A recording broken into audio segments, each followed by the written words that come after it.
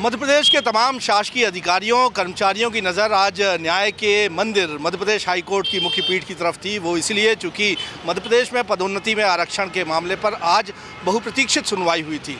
अब तक हम आपको लगातार अपडेट्स में बताते आ रहे थे कि दरअसल सपाक्स जिसकी ओर से याचिका फाइल की गई है, जिसमें मध्य प्रदेश की नई प्रमोशन पॉलिसी को चैलेंज किया गया है, उनकी ओर से क्या क्या दलीलें दी गई हैं और शासन की ओर से भी इसमें पक्ष रखा गया। लेकिन आज अजाक्स की ओर से मध्य प्रदेश अनुसूचित जाति जनजाति कर्मचारी संघ की ओर से भी लंबी जिरह की गई है। और आज हाई कोर्ट में क्या हुआ है पदोन्नति में आरक्षण के मामले पर, इस वक्त मैं आपको बताने जा रहा हूं। और आप देखेंगे कि वकीलों का एक पैनल इस वक्त है, रामेश्वर सिंह ठाकुर साहब हैं, उनसे हम बातचीत करेंगे। अजाक्स का आज पक्ष क्या रखा गया है पदोन्नति में आरक्षण को लेकर। सपाक्स ऐसा कह रहा था कि इसमें सुप्रीम कोर्ट की गाइडलाइंस का पालन नहीं किया गया है, क्वान्टिफाइबल डेटा प्रोड्यूस नहीं किए गए, उसके बगैर रिजर्वेशन दे दिया गया है। अजाक्स ने क्या कहा है कोर्ट में? जी, आज जो बहस हुई लगभग 1.5 घंटे की अजाक्स की तरफ से, इसमें सबसे पहला हमारा जो आर्गूमेंट ये था कि जो रूल्स बनाए हुए हैं मध्य प्रदेश सरकार ने, इसके कुछ प्रोविज़न हैं जो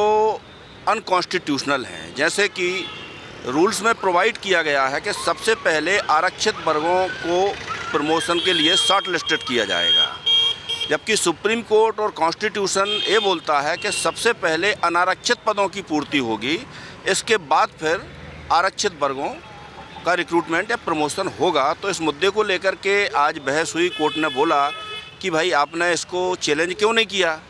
तो कोर्ट को ये बताया गया कि चूँकि रूल्स चैलेंज हैं, हम रूल्स को सपोर्ट कर रहे हैं क्योंकि विगत 9 वर्षों से प्रमोशन नहीं हुए हैं। हम चाहते हैं कि सभी के प्रमोशन हों।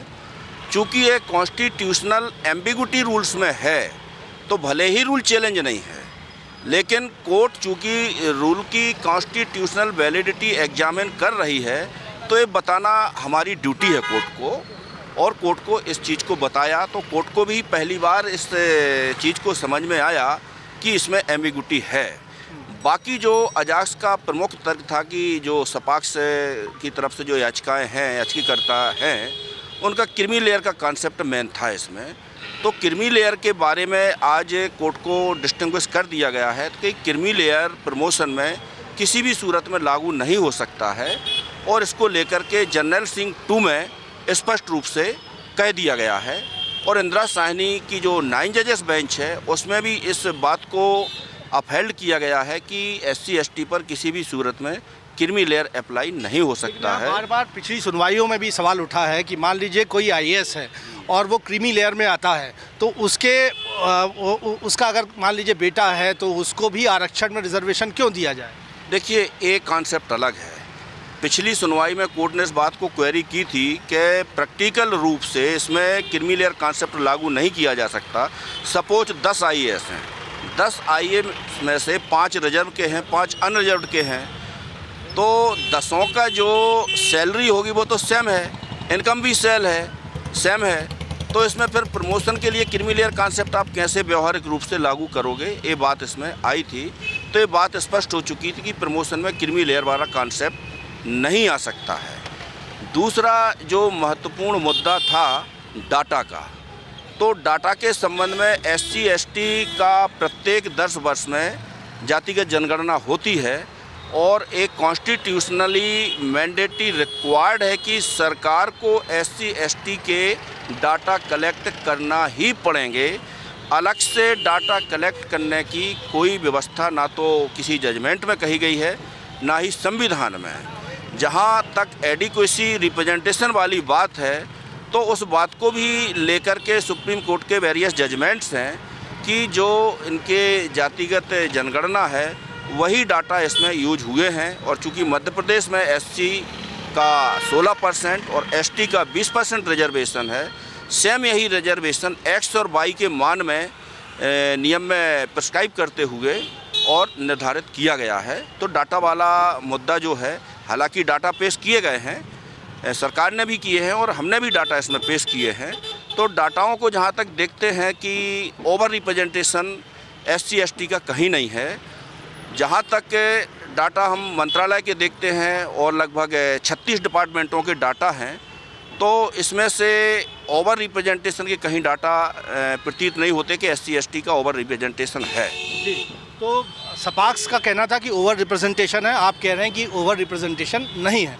अब किस तरह से ये मामला आगे बढ़ने जा रहा है, आज कोर्ट ने क्या कहा? देखिए, इसमें इसी मुद्दे को लेकर के आज बात हुई है कि जो मेरिट के आधार पर अनारक्षित में सेलेक्ट होते हैं या प्रमोट होते हैं, तो उनकी जो काउंटिंग है अनारक्षित में होगी, उनकी कैटेगरी के अगेंस्ट नहीं होगी। तो जो भी प्रमोशन 2002 के नियमों के तहत हुए हैं उसमें मेरिट बेस पे हुए हैं, उसमें जनरल क्लास के भी हुए हैं, SC ST के भी हुए हैं। तो जो मेरिट पे हुए हैं वो काउंट नहीं होंगे, ये स्पष्ट प्रावधान है। अभी रिसेंट जजमेंट आया, वो भी आज माननीय हाईकोर्ट को बताया गया कि 19 दिसंबर 2025 को राजस्थान हाईकोर्ट के कंटेस्ट में जजमेंट आया है, उसको भी अवगत कराया गया कि किसी भी सूरत में अनारक्षित में जो सिलेक्ट हुए हैं वो आरक्षित में काउंट नहीं होंगे, जबकि रूल से बोलता है कि उनको काउंट किया जाएगा। तो इसी बात को लेकर के आपत्ति थी कोर्ट में, जिसको कोर्ट ने बस संजीदगी से लिया है। और आज लगभग 1.5 घंटे बहस होने के बाद लगभग 10-20 मिनट की बहस अजाक्स की तरफ से और है, तो मामले को 13 तारीख के लिए सूचीबद्ध किया है 12 बजे से। तो अब मध्य प्रदेश हाईकोर्ट की मुख्य पीठ जबलपुर में मध्य प्रदेश के प्रमोशन में आरक्षण मामले पर 13 जनवरी को दोपहर 12 साढ़े 12 बजे से सुनवाई की जाएगी। और आज अजाक्स की ओर से पक्ष रखा गया है, सपाक्स की ओर से जो पॉइंट्स रखे गए थे और रिप्रेजेंटेशन बताया गया था, क्रीमी लेयर का कॉन्सेप्ट लागू करने की बात की गई थी, उसका एक तरह से काउंटर अजाक्स की ओर से किया गया है। और ये कहा गया है कि प्रमोशन में आरक्षण मध्य प्रदेश में दिया जाना चाहिए, और देखना होगा कि किस तरह से इस मसला अब हाईकोर्ट में अगली सुनवाई में आगे बढ़ेगा। 13 जनवरी को अब इस मामले पर हाईकोर्ट में अगली सुनवाई की जाएगी। कैमरामैन सतीश सराठे के साथ विजेंद्र पांडे, IBC 24, जबलपुर।